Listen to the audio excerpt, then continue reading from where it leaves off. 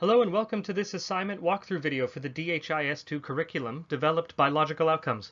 My name is Nicholas Santillo, and in this video I'm joined by Georgi Chakarov, and together we go through how to set min-max limits, comment on, and audit data entry in DHIS2.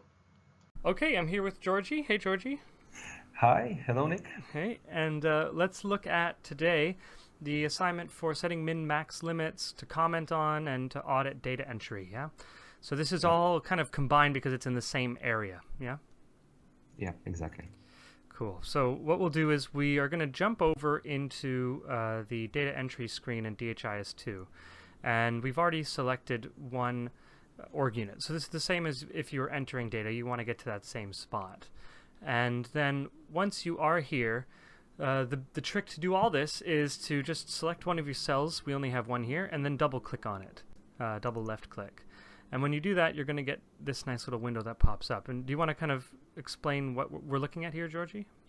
Yeah, well, this is one quick way of setting some validation rules, and more specifically the minimum and the maximum limits of your data.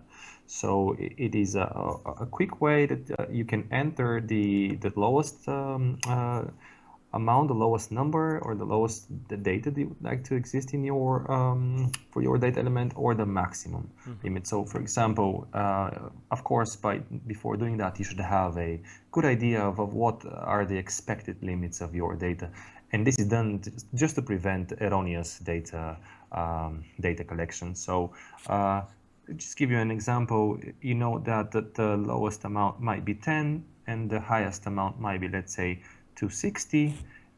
So this means that the data will be entered or be required to be entered within those limits.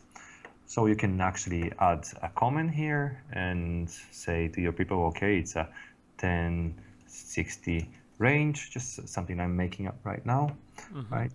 And you can also, you can also enter comments as a data entry person. You can say why you've entered this amount of data.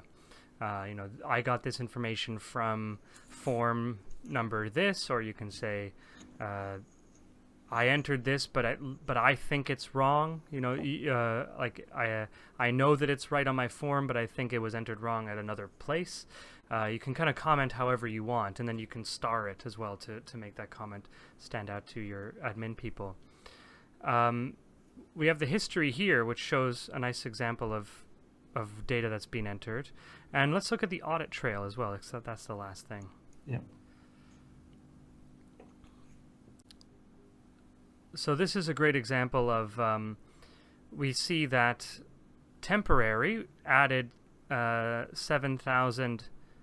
They updated something to be 7,000, and then Georgie, you just deleted what was there as 70,000.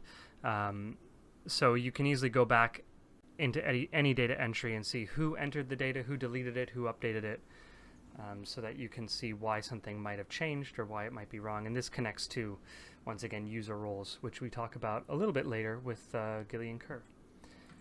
So this is kind of the rough thing. You just double click on any of the cells that you want, and you can set your min-max levels. You can audit your data. You can leave comments. Is there anything else you want to look at, Georgie, while we're here? No, I think that's pretty much all that we can cover in for this little nice box here. So, yeah. Cool. Well, in that case, I think we're good for now for this little assignment. And thanks so much. That's all for now. As always, you can get in touch with us at info@logicaloutcomes.net or on our YouTube channel, Logical Outcomes.